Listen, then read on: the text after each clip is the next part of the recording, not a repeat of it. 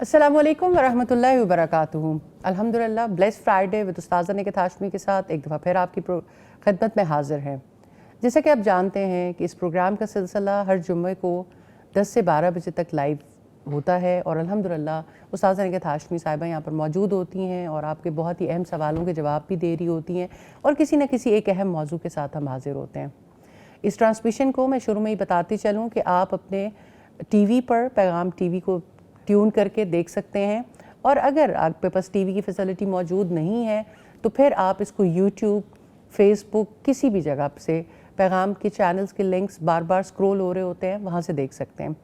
इस प्रोग्राम में हमारे साथ मुस्तकिल मेहमान भी शिरकत करते रहते हैं। मैं गाहे बगाहे में उनका तारुफ भी करवाती रहूँगी और बहुत ही अहम मौज़ूआत हैं जिन पर हम बात कर रहे होते हैं। इस प्रोग्राम में आप भी सवाल के ज़रिए शामिल हो सकते हैं। प्रोग्राम के मौजू के मुतालिक जो उस दिन पर डिस्कस किया जा रहा होता है उसके लिए शामिल होने के लिए स्क्रीन के ऊपर बार बार नंबर भी डिस्प्ले हो रहा होता है और मैं नंबर एक दफ़ा दोहरा भी देती हूँ 1117000000। आप इस पर कॉल करके अपने सवालों के ज़रिए इस प्रोग्राम का हिस्सा भी बन सकते हैं या कोई भी ऐसा सवाल जो उस मौजू से मुतालिक है और आप उसके बारे में कुछ जानना चाहते हैं। आज का टॉपिक बहुत ही अहम है और हर किसी के दिल के और हर किसी के मामलात से बहुत करीब है। इस पुरफतन दौर में बच्चों को सौले कैसे बनाएं? इंसान की औलाद जो उसका बेहतरीन असासा होती है दुनिया में भी और उसके दुनिया से जाने के बाद भी, वो बेहतरीन माल, वो बेहतरीन चीज़ जो इंसान जब अल्लाह के पास जाता है जो छोड़ के अपने पीछे जाता है, उनमें से एक चीज़ बेहतरीन औलाद है। उस औलाद जिसकी आपने बेहतरीन तरबियत की हो, वो जिसको दुनिया और आखिरत दोनों में कामयाबी के लिए आपने सिखाया हो। और आज हमारे माशरे का एक बहुत बड़ा अलमिया है। कल भी हम किसी नशिस्त में मौजूद थे और उस्ताज़ा ने वहाँ भी यही बात कही कि आज हमसे हमारी माँ खो गई है। वो माँ नहीं है जो उस सौले इंसान की तैयारी कर सके। सौले इंसान किसको कहते हैं? क्या हमारी माँओं का ये ख्वाब भी है? क्या हमारे बापों का ये ख्वाब भी है कि हम सौले इंसान बनाना चाहते हैं? हमें नेपोलियन की वो बात तो याद रहती है कि तुम मुझे अच्छी माएँ दे दो, मैं तुम्हें अच्छी कौम दे दूँगा। बट एक लम्हा फ़िक्रिया है। आज इर्द गिर्द अपनी औलादों पर और अपनी नस्लों पर नज़र उठाकर देखें तो एक टोटल डिज़ास्टर की कैफियत नज़र आती है। लेकिन क्या इसमें कोई ऐसा मर्द मोमिन उठेगा? क्या ऐसे लोग हैं जो आज भी अपनी औलादों की इस्लाह और तरबियत के लिए सोच रहे हैं? तो इंशाअल्लाह मुझे बड़ी अल्लाह ताला से उम्मीद है कि आज के मेहमान भी मिशल राह बनेंगे। इस पुरफतन दौर में किस तरह से वो भी अपने घरानों में कोशिश कर रहे हैं कि अपने बच्चों के लिए भलाई के काम कर सकें और अल्हम्दुलिल्लाह उस्ताज़ा की इनसाइट्स भी हमारे लिए बहुत हेल्पफुल होंगी। आज हमारे साथ मेहमान जो इस पहली हिस्से में शरीक हैं वो आसिया जमील साहब है। मैं आपको भी वेलकम करती हूँ जी। अब उस्ताज़ा मैं आपसे पहुंचना चाहती हूँ। हर किसी का सवाल है और मेरा ख़्याल में आपके पास भी जितनी कॉल्स आते हैं, जितने लोग आपसे राब्ते करते हैं, और मेरा ख़्याल में ये सवाल का एक बड़ा हिस्सा है कि इस पुरफतन दौर में अपने बच्चों की ईमान की मजबूती के लिए हम क्या कर सकते हैं? जज़ाकल्लाहु खैर फ़ायज़ा। औलाद की इस्लाह के लिए हर दौर में फितने मौजूद रहे हैं। यानी ये चैलेंज तो हर दौर के लोगों को रहा है कि औलाद को कैसे उन चीज़ों से बचाएं जिनसे अल्लाह सुब्हानहू तआला की नाराज़गी है और जिसकी वजह से इंसान फितरत के मुताबिक, दीन के मुताबिक ज़िंदगी बसर करने के काबिल नहीं होता। अल्लाह सुब्हानहू तआला ने जिस वक्त आदम अलैहिस्सलाम को जन्नत में बसाया था, चैलेंज तो उनके लिए भी था, यानी ख़ुद अपनी ज़ात के लिए कि इस दरख्त के करीब ना जाना। बज़ाहिर तो ऐसा लगता है कि ये बहुत यानी सादा चैलेंज था, लेकिन रियली बात तो इतनी है कि इंसान की डिज़ायर्स हैं, जिन डिज़ायर्स की वजह से इंसान यानी डी ट्रैक हो जाता है और कुछ डाउट्स, यानी जब यकीन की सरजमीन से वो उठता है तो डाउट्स उसे घेर लेते हैं। सादगी के साथ अगर हम देखें, चैलेंजेस डिफरेंट हो सकते हैं अकॉर्डिंगली दौर के मुताबिक, लेकिन चैलेंजेस किस चीज़ के हैं? Doubts and desires. आसमान पर भी यही चैलेंज था, ज़मीन पर भी यही चैलेंज। डाउट बदल जाता है, लेकिन अगर आप देखें तो डाउट बुनियादी तौर पर नहीं बदलता, उसकी फाउंडेशन वही है। और इंसान के अंदर की जो डिज़ायर्स हैं, ख्वाहिशात हैं, तो इंसान को अल्लाह सुब्हानहू तआला ने पैदा किया, वो उससे बढ़कर कौन जान सकता है कि इंसान के अंदर किस किस्म की डिज़ायर्स पैदा हो सकती हैं और इंसान कैसे उसे कंट्रोल करे। तो सबसे पहली बात तो ये है कि अल्लाह सुब्हानहू तआला ने इंसान का तज़किरा अपनी पाक किताब में किया है। मुझे तो कुरान मजीद से ऐसा लगता है कि जैसे आपके लिए कोई चैलेंज बाकी नहीं रह गया। अल्लाह की किताब को पढ़ने के बाद वो मसाइल नहीं महसूस होते, मुश्किलात महसूस नहीं होती। हाँ, टेस्ट है, अमल का मैदान ज़रूर है। क्या अल्लाह सुब्हानहू तआला ने अपनी किताब में नहीं कहा लक़द अंज़लना इलैकुम किताबन फ़ीही ज़िक्रुकुम अफ़ला ताक़िलून? बिलाशुबह यकीनन हमने तुम्हारी तरफ एक किताब नाजिल की है, इसमें तुम्हारा ही तज़किरा है, तो क्या तुम समझते नहीं हो? तो असल चैलेंज जो है ना, नासमझी का है, जहालत का है। मैं ये समझती हूँ कि इग्नोरेंस को अगर आप दूर कर दें तो हर चीज़ वाज़ेह नज़र आना शुरू हो जाती है, चैलेंज भी और उसका हल भी। और आप ज़िंदगी में भी देखिए, कोई किसी किस्म का भी मैदान हो, मिसाल के तौर पर हर बच्चे के लिए नर्सरी क्लास भी चैलेंज होती है जब वो यानी स्कूल जाता है, और उसके लिए हर अगला स्टेप एक चैलेंज है। हालांकि जो उससे गुजर के आ चुका उसके लिए कोई चैलेंज नहीं। ज़िंदगी भी इसी तरह ही है। जो ज़िंदगी में अल्लाह सुब्हानहू तआला की दी हुई तालीम, उसकी रोशनी की वजह से उन स्टेप से गुजर जाते हैं, वो इन चीज़ों को समझते चले जाते हैं कि चैलेंज कहाँ पे पेश आ सकता है और उसका मुकाबला कैसे करना। तो अल्लाह ताला ने आसमानों पर भी मुकाबला करना सिखा दिया था कि आप कैसे इससे निकलोगे। मुझे सादगी के साथ वो जो वाक़या है ना, इब्लीस और आदम अलैहिस्सलाम का, गलती तो दोनों से हुई, चैलेंज तो दोनों के लिए था। आदम अलैहिस्सलाम की पैदाइश में भी और फरिश्तों को जैसे हुक्म दिया था सजदा करने में भी, क्या वो उनके लिए चैलेंज नहीं था? हम इन चीज़ों को समझ लेंगे, अगली चीज़ें हमारे लिए बहुत आसान हो जाएंगी समझनी। हमारे पास तकरीबन 2 घंटे का टाइम होता है, और अगर आप नियत कर लें अल्हम्दुलिल्लाह और सब लोग इस बारे में सोचेंगे तो ये यानी इंशाल्लाह बहुत फ्रूटफुल रहेगा इन चीज़ों को समझना। लेकिन जिस वक्त आप इब्तिदा में ये समझ लेते हैं ना कि ये इतना मुश्किल महाज है, इससे कैसे निबर्द आज़मा हो, मुश्किल तो है ही, चैलेंज है ना भाई, चैलेंज को फेस करना है।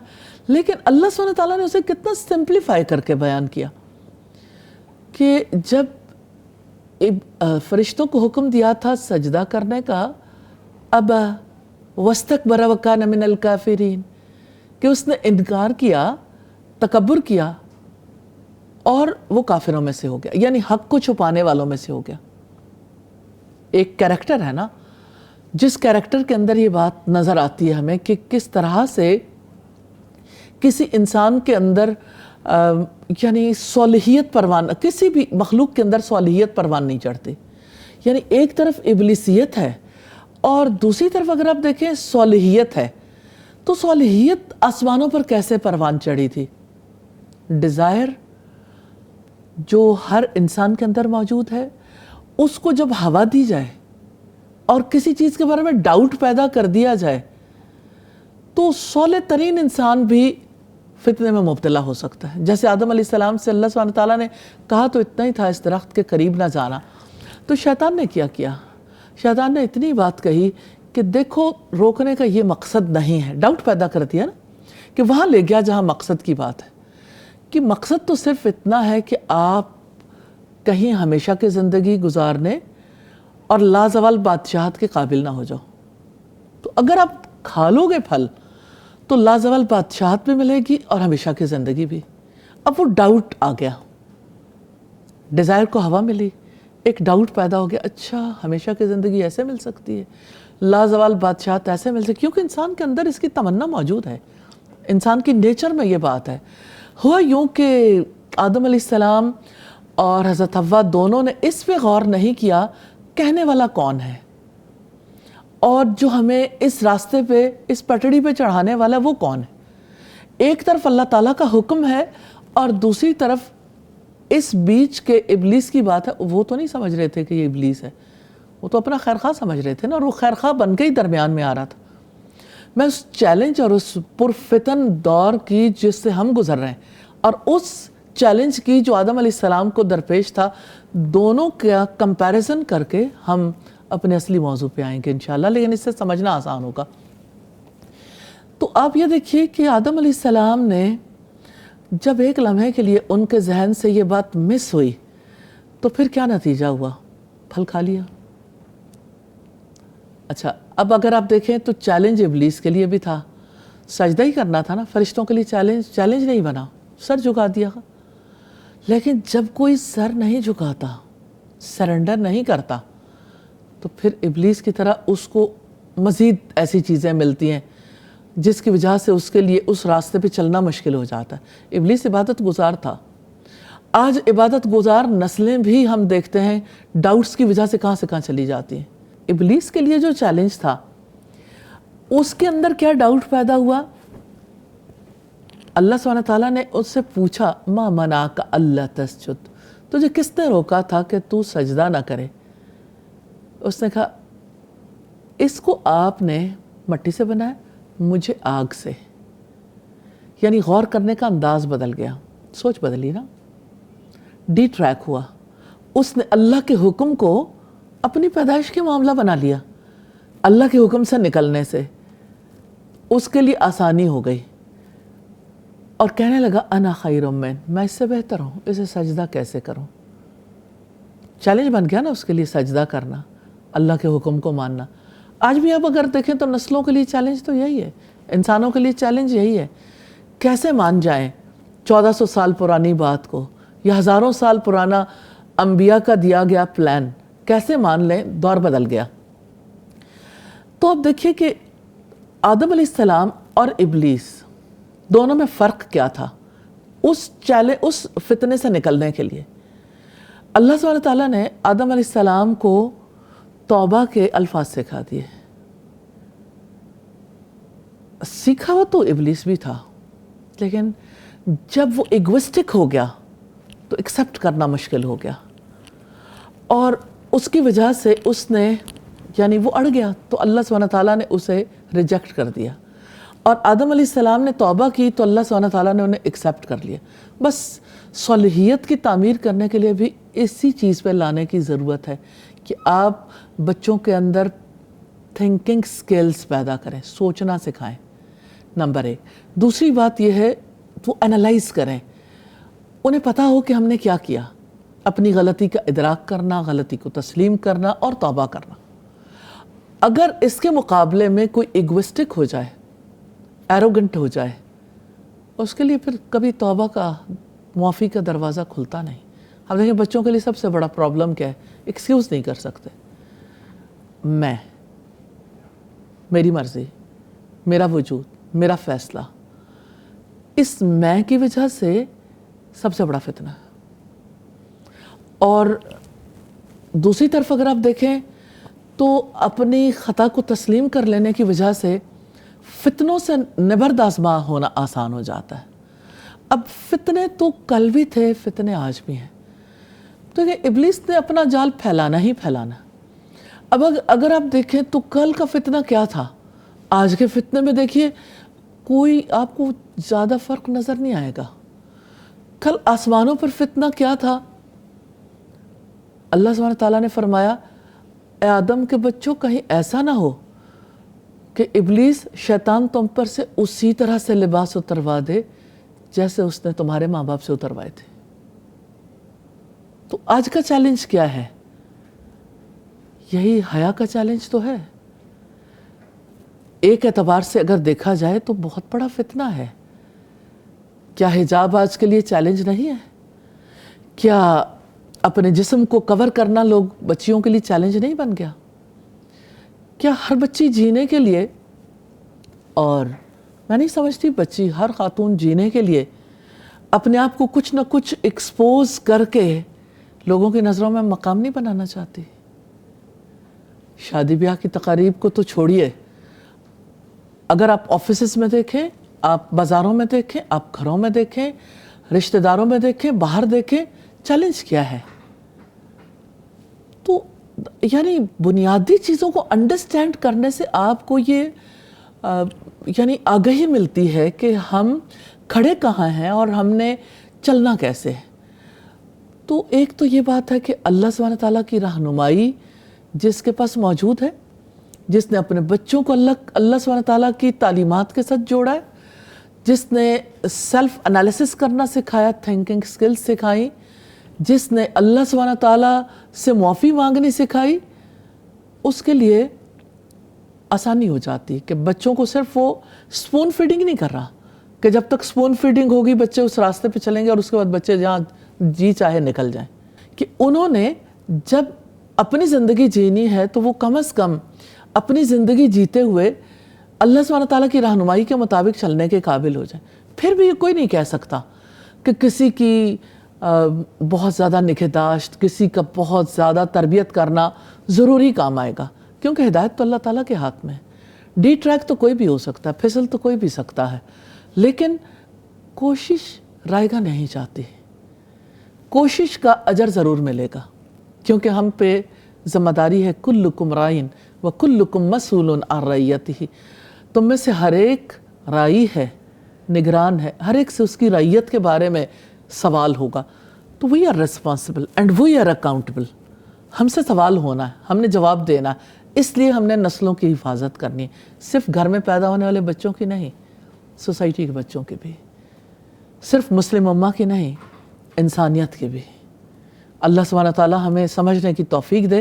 تو اس پرفتن دور میں سب سے بڑی چیز یہ ہے کہ یہ دیکھیں کہ دشمن کون ہے، دشمن کو دشمن تو مان لیں۔ اچھا سچے دل سے فائزہ یہ بتانا، آپ کو اکثر یہ نہیں لگتا کہ کرتے ہم ہیں اور مرد الزام ہم شیطان کو ٹھہرا دیتے ہیں؟ آپ کو کبھی نہیں لگا؟ بہت لگتا ہے نا، لیکن اب نہیں لگتا۔ ٹھیک ہے، الحمدللہ۔ تو یہ یعنی آپ یہ دیکھیں کہ دشمن کو دشمن سمجھنا سالوں کی ریاضت ہے۔ جس نظام تعلیم سے ہم گزرتے ہیں، اس پہ بہت ساری ڈیبیٹ چھیڑی جا سکتی ہے، بالکل، کیونکہ مجھے ایسا لگتا ہے کہ پھر ہم موضوع سے تھوڑا اور وہ کر جائیں گے۔ دیکھیں، اس نظام تعلیم سے گزرتے ہوئے اور اس سوسائٹی میں جہاں ہم رہتے ہیں اور جس تہذیب سے ہماری نسلیں متاثر ہیں، ریئلی آپ اس کا سروے کر کے دیکھ لیجئے، آپ کو اکثر لوگ ایسے ملیں گے جو ابلیس کو اپنا دشمن نہیں سمجھتے، وہ کہتے ہیں یہی تو ہم بات کرنا چاہتے ہیں کہ ہم اس پہلے مسئلے کو کھولیں تو صحیح، کیا آیا سوسائٹی میں کتنی ڈیٹوریشن اگر ہو گئی ہے، ہر غلط کو اگر آپ صحیح بنا کے پیش کریں گے تو وہ کس طرح سے معاملہ چلے گا؟ ڈاؤٹ تو یہی ہے نا، جی یہی تو ہے، یہ ڈاؤٹ ہے اور ڈیزائرز۔ میں تو چاہتی ہوں کہ ہم پہلے اس مسئلے کو کھولیں۔ جی اور دیکھیں، ڈاؤٹس اینڈ ڈیزائرز کو اگر آپ دیکھیں نا، اللہ سبحانہ تعالیٰ کے وجود کے بارے میں شک ہے، شک میں ڈال دیا۔ رسول اللہ کے بارے میں آپ کو نہیں یاد کہ جیسے سوشل میڈیا پیجز کے تھرو کتنی زیادہ ڈس رسپیکٹ کی گئی کہ خانہ کعبہ کا اور رسول اللہ کے روضے کا ماڈل بنا کے اسے سڑک پہ پھینک کے کہا وہ دیکھو اللہ اور اس کے رسول نعوذ باللہ گرے پڑے۔ استاد یہ تو وہ معاملے ہیں نا جو سامنے آ جاتے ہیں۔ میرے خیال میں آج تو ہماری نسلیں بہت زیادہ شیطانی اخبار جسے آپ اکثر کہتی ہیں اس کا شکار ہیں، اور آپ آہستہ آہستہ سوچوں پہ اور باقی ساری چیزوں پہ بہت سی طرح سے قبضہ۔ اصل میں مجھے بہت زیادہ کہا جا رہا ہے کہ مہمان سے بھی ایک سوال لے لیا جائے۔ میں آسیہ جی آپ سے پوچھنا چاہتی ہوں، پھر انشاءاللہ ہم دوبارہ بریک کے بعد استاذہ کی طرف آئیں گے۔ آپ الحمدللہ ماں ہیں اور اللہ تعالیٰ نے آپ کو موقع بھی دیا دین کو پڑھنے کا بھی، دین سمجھنے کا بھی، اور ڈیفینیٹلی آپ سوسائٹی میں بھی موو کرتی ہیں اور اپنی بچوں کی تربیت کے لیے کیا چیزیں ہیں جن پہ ساری زندگی فوکس کیا اور کہاں تک سمجھتی ہیں کہ اللہ تعالیٰ کے حضور پیش ہو کے اپنے آپ کو پیش کر کے آپ سمجھتی ہیں کہ بچوں کی تربیت میں کہاں تک کامیابی حاصل ہوئی؟ بسم اللہ الرحمن الرحیم۔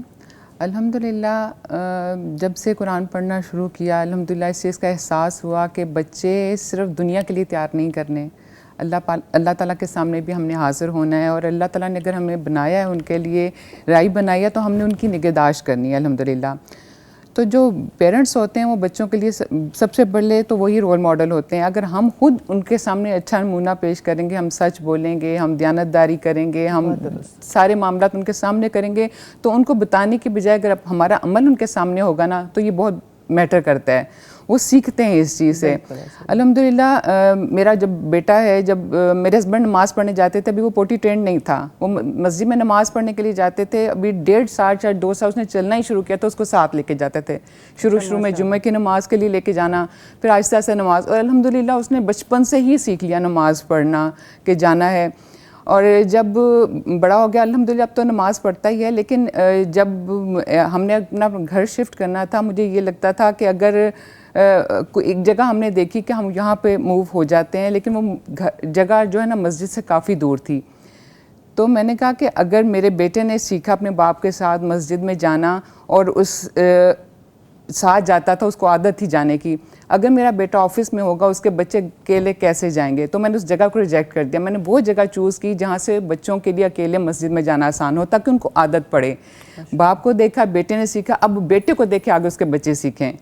تو ایک پیرنٹس کی دعائیں بھی ہوتی ہیں جو کہ بچوں کو آگے لے کے چلتی ہیں. اللہ تعالیٰ کی توفیق سے ہی سارے معاملات چلتے ہیں, لیکن ماں باپ کو رول ماڈل بچے دیکھنا چاہتے ہیں. بالکل, ماں باپ دونوں کو رول ماڈل بننا بالکل.